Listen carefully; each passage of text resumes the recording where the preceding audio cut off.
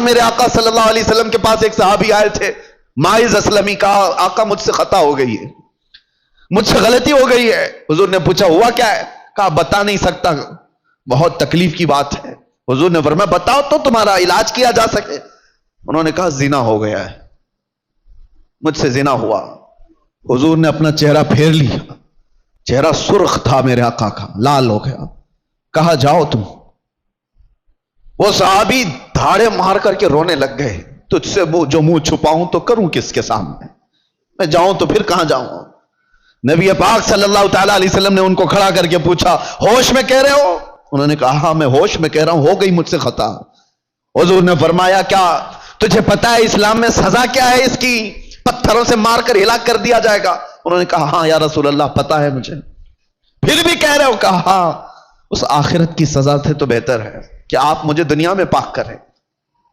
3 مرتبہ پوچھنے کے بعد بھی جب انہوں نے کہا کہ ہاں مجھ سے خطا ہو گئی، تو حضور نے صحابہ سے کہا جاؤ یہ اقبالی مجرم ہے، انہیں لے جاؤ جبل انم، ایک پہاڑی مدینے میں، وہاں پر صحابہ لے کر کے گئے، اوپر سے ان کو پتھروں کی بارش کی گئی، وہ قتل ہو گئے، ان کا انتقال ہو گیا۔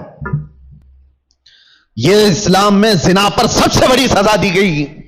وہ صحابی تھے، خطا ہوئی تو نبی پاک صلی اللہ تعالی علیہ وسلم نے دنیا میں پاک کرنے کا طریقہ یہ بتایا، اور یہاں پر حالات ایسے آ گئے کہ لوگ اس کو اتنے ہلکے میں لے لیے۔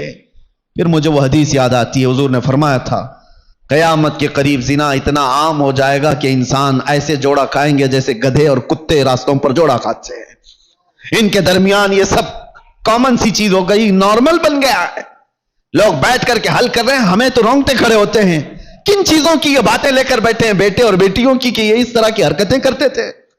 معاذ اللہ رب العالمین۔ ایک بات یاد رکھو، پورے معاشرے میں، محلے میں ایک جگہ کوئی زنا کرتا ہے تو پورے محلے کی برکت ختم کر دی جاتی ہے۔ ناسور ہے وہ کینسر کی طرح، کینسر کی پھوڑی جس طرح پورے جسم میں زہر پیدا کرتی ہے، ایک بے حیائی اور بدکاری والا نوجوان پورے معاشرے کے اندر وہ ناسور بن کر زہر پھیلاتا ہے۔ تمہاری بیٹیوں تک بھی وہ حرکتیں آئیں گی، تمہارے بیٹے بھی محفوظ نہیں رہیں گے۔ اس لیے ذمہ داریوں کا احساس سارے لوگ مل کر کے کریں، ایک آدمی نہیں۔ یہ بیچارہ خطیب کب تک یہاں سے پکارے گا؟